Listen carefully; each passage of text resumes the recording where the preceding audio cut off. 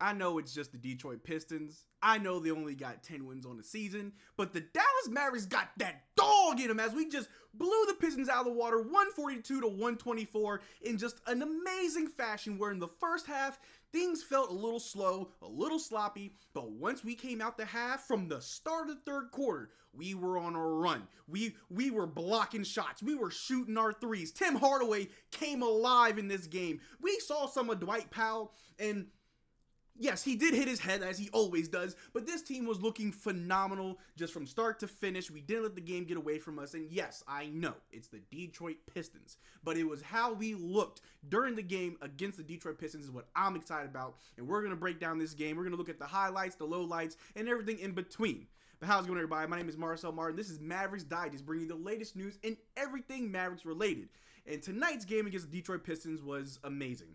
Like I said in the intro, from the start of the game, we were in the lead. We lost the lead, gained the lead. We never let the game really get away from us. But the first quarter, part of the second quarter wasn't really anything to brag about. The Pistons were playing very sloppy, a lot of turnovers on their part. But we were playing pretty solid defense for the most part. I can't really pronounce his name that well, but Foncino on the Detroit Pistons was just having an amazing night, just shooting the lights out. He's their definite sniper for sure.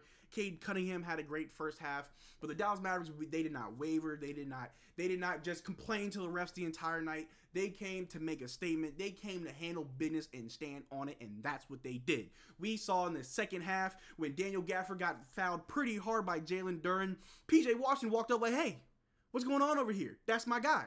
And when Jalen Duren wanted to get a little chippy, PJ Washington didn't back down. He earned himself a well-earned tech, and that's the type of enforcer. That's the type of player that we need on this team to stand up for our guys in moments like this. I was talking to, shout out to the Garcia kid. I was on his podcast for the pregame show, and we were talking about what type of just energy this team needs. And I said, we need an enforcer. And I even called it before the game. I said, I think PJ Washington should definitely be that type of guy.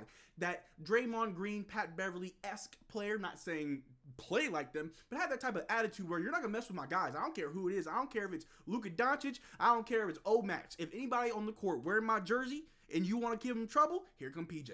P-jail. Penitentiary jail. The warden is going to lock you up. And that's what he did today. It was beautiful. The team was playing good team ball, good ball movement. The shots were falling. Like I said earlier, Tim Hardaway came alive, hit like 3 nice threes. He converted 1 and 1 on a 3. The other one, he hit it while getting fouled, but he didn't get the free throw. But it didn't matter. He actually looked very good. And this was a Tim Hardaway that we know can help us win games. The reliable Timmy. The one that's giving you the highs of the highs after a long stretch of the lowest of the lows. But let's get into the box score and really break down what we saw tonight for the Dallas Mavericks. From the top, PJ Washington had 7 points. He had 1 steal, 1 assist, 2 rebounds, shot 1 of 3 from the floor. 1 of 3 from 3, 2 of 4 from the floor. Didn't do a whole lot of scoring, but his defense was much appreciated.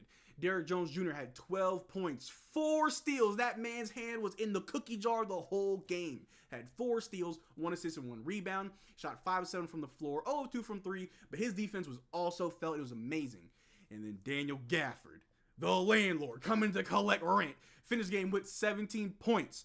Had 4 blocks. It was a block party. 1 assist and 7 rebounds. And if we just look over there, the man was 7 of 7. Perfect from the floor. He himself broke a Mavericks franchise record, which we'll talk about later in this video. Kyrie Irving, Kai, the man, the myth, the legend, had 21 points. Had 4 turnovers, wasn't the prettiest, but he had 1 steal, 5 assists, and 3 rebounds. Shot 3 of 6 from 3 and 9 of 18 from the floor. My man was 50-50 all around. And meanwhile, also not getting to the line once all game. Let me just throw that out there. Luka Doncic finished the game with 39 points. He had 6 turnovers, but he had 2 blocks, 3 steals, 10 assists, 10 rebounds, another 30-plus point triple-double. Broke 2 records tonight, which we're also going to dive into later in this video. And off the bench, that man Markieff Morris in garbage time hit 2 nice threes with a little 6 points for him. Maxi Kleber played only 17 minutes, 0 points for him. His defense was felt. He did have 6 rebounds, with 1 being an offensive rebound.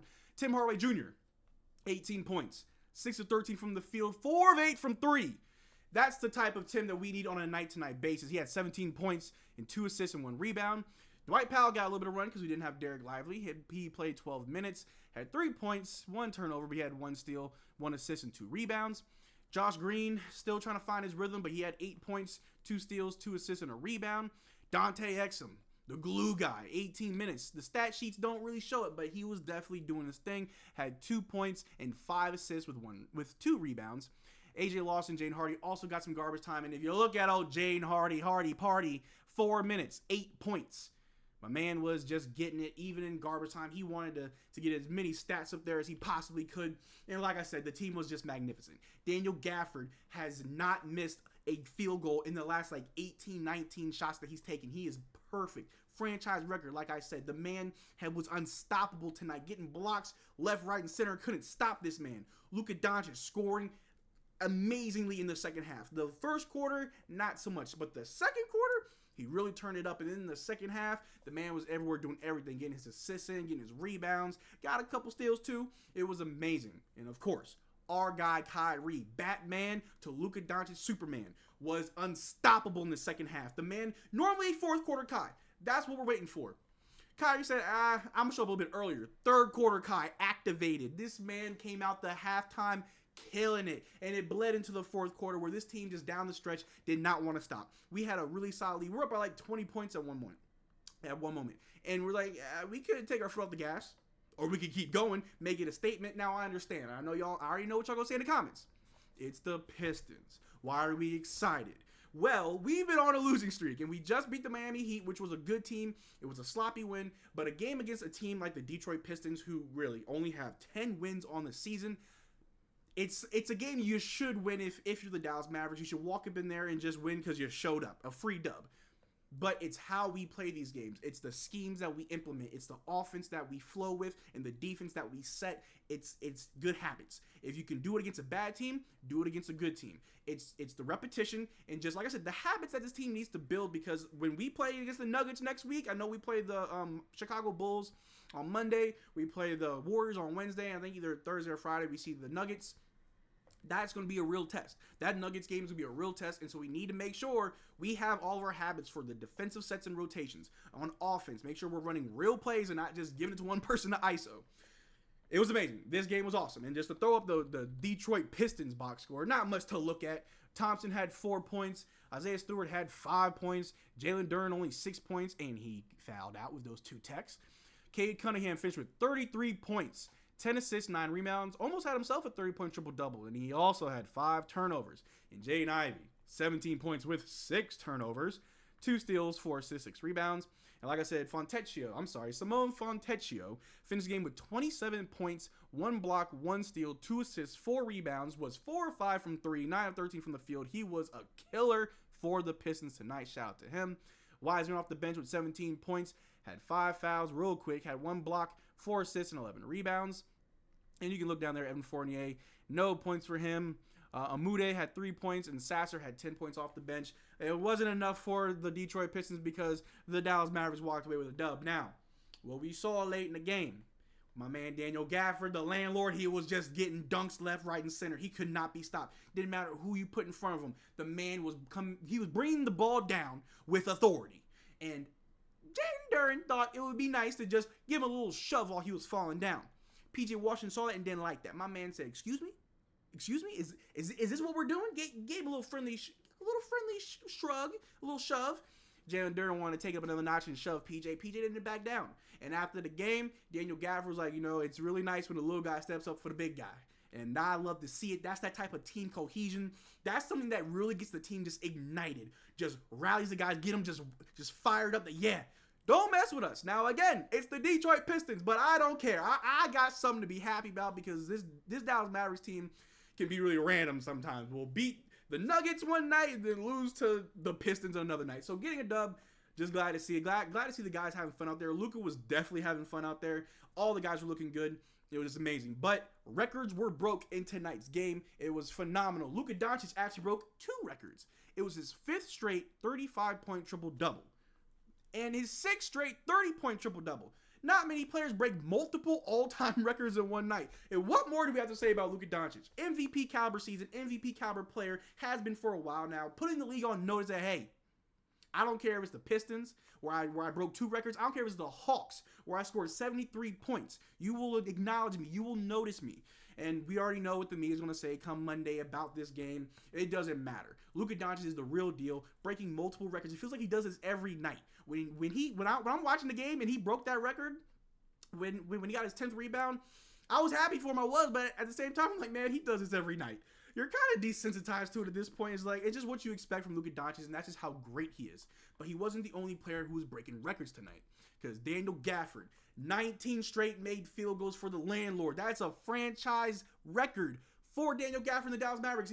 First season, not even a full season with the team. He's like, yeah, I'm also break some records. Luka can do it, I can do it. Shout out to Daniel Gafford, the landlord, making his presence felt tonight in a win over the Detroit Pistons. It was just amazing. It was electric. And the last thing I want to show with you guys, this is the man. This is the man who is giving out dubs, giving out record-breaking stat lines game after game. This is the man who will be the face of the franchise. This right here. Take a good look. The man Luka Doncic is here. The Dallas Mavericks are here. And again, I understand. It's just the Detroit Pistons. What are we excited about? I'm excited because we got to win.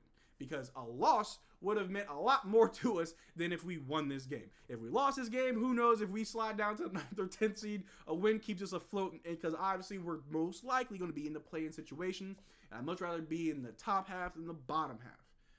But we got another game come Monday against the Chicago Bulls. I will be going live for. I was supposed to go live for tonight's game. There was some issues with YouTube that I straightened all out, but come Monday against the Chicago Bulls, we'll be going live here, so make sure you tune in. I'll explain all the details for our jersey giveaway for hitting 5K subs. But until then, y'all take care. Check out the Twitter and the Discord link in the description below. Make sure you subscribe, and y'all take care. Peace.